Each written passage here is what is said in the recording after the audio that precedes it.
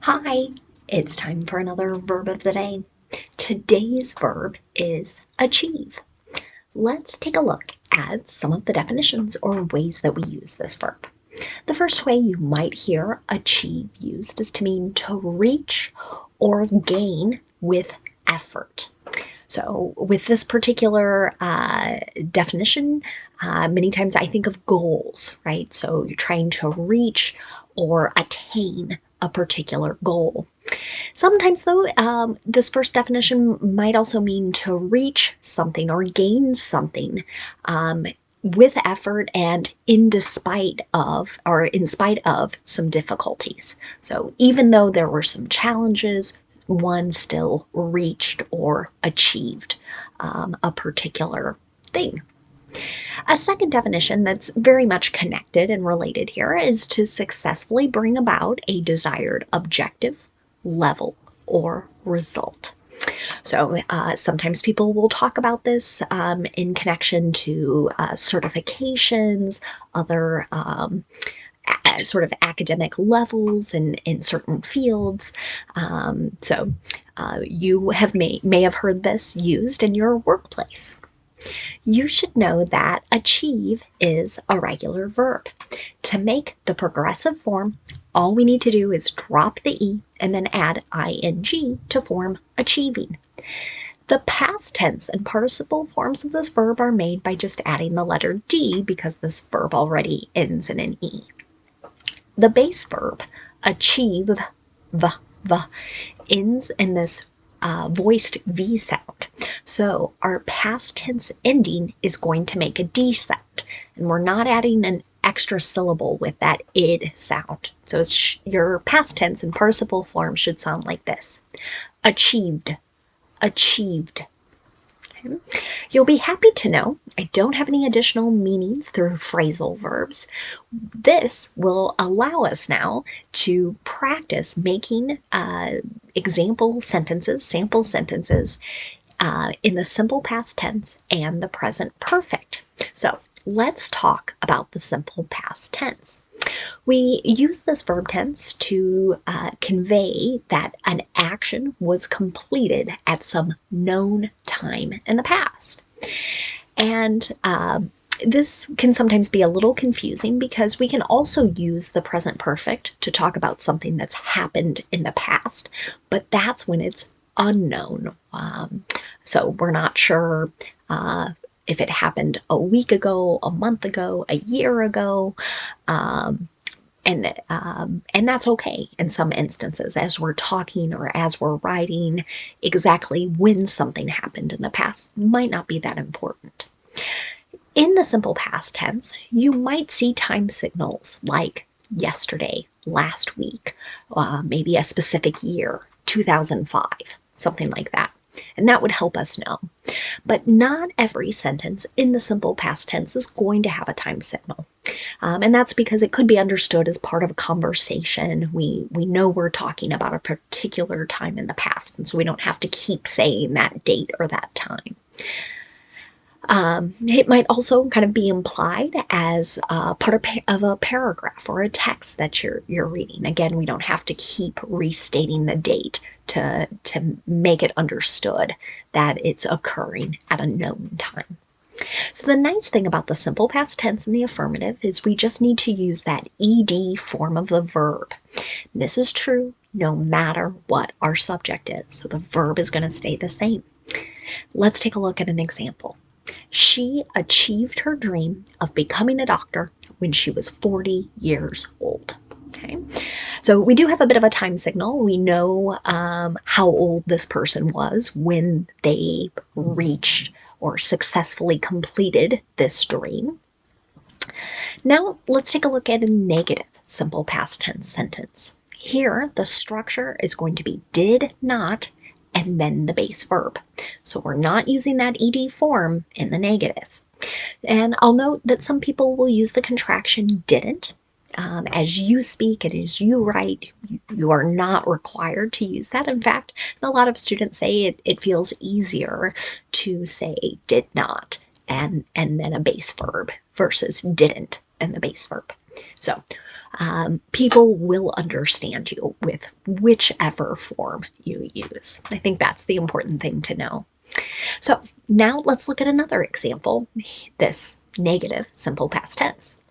The team didn't achieve its goal in the last season, right?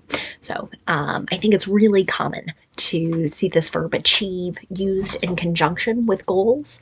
So it might just be that word goal, or it might actually describe what that goal or objective was. Now let's look at making a yes or no question in the simple past tense. Like the negative, we're not using that ed form in our yes or no questions. So our structure here is to start with did, then we'll have our subject, then the base verb. Here's our example. Did President Biden achieve his goals in his first 100 days in office? So we know he's been in office now for almost 6 months, so we know we're well past that. That helps us, again, sort of know this definite point in time that we're looking at. Now let's take a look at the present perfect. I already told you we can use this to talk about something that happened at an unknown time in the past. We can also use it to talk about an action that started in the past and continues into the present. To make a present perfect sentence, we need to use have or has. That's going to be controlled by our subject. So if our subject is I, you, we, or they, use have.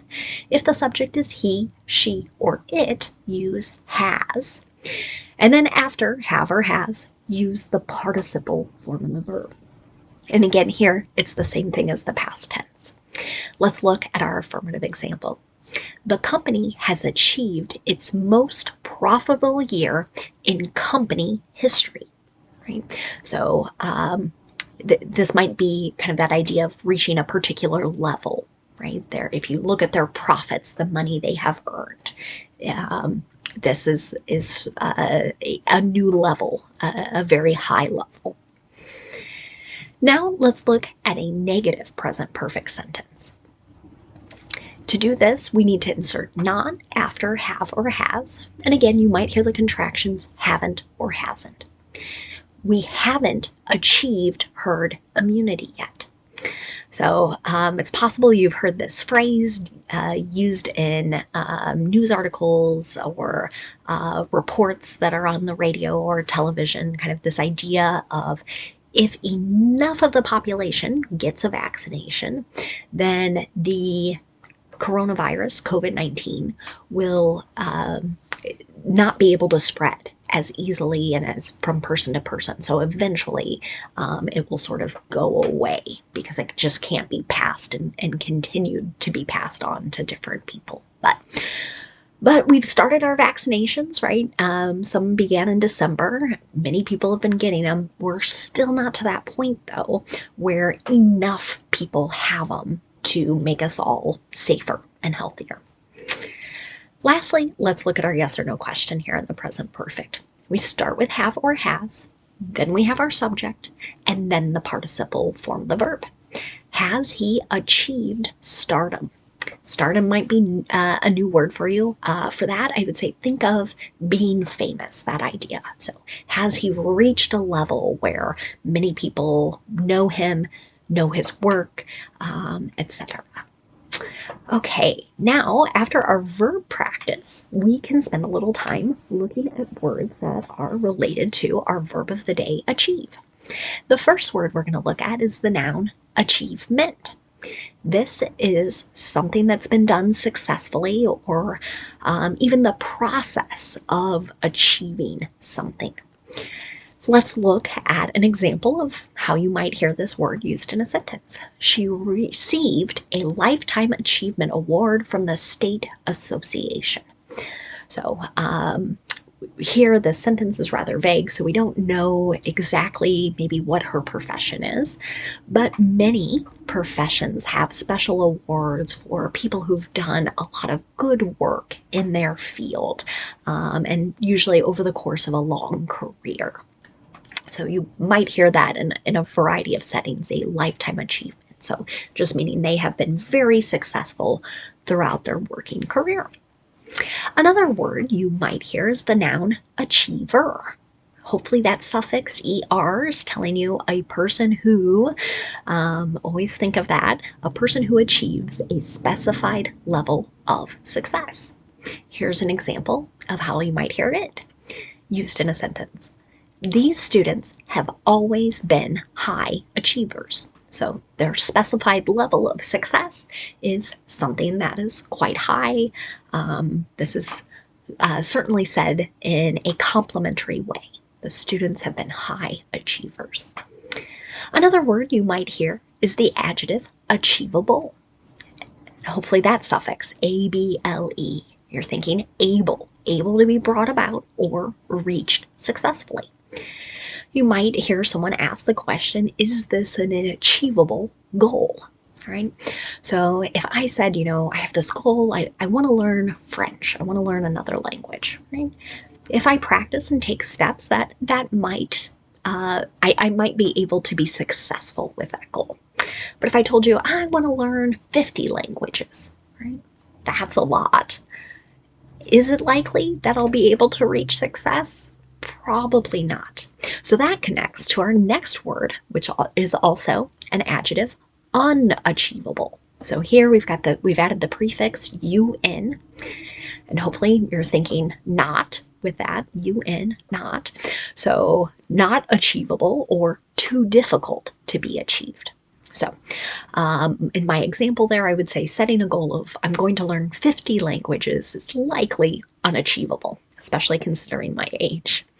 But here's another example of how you might hear that used in a sentence.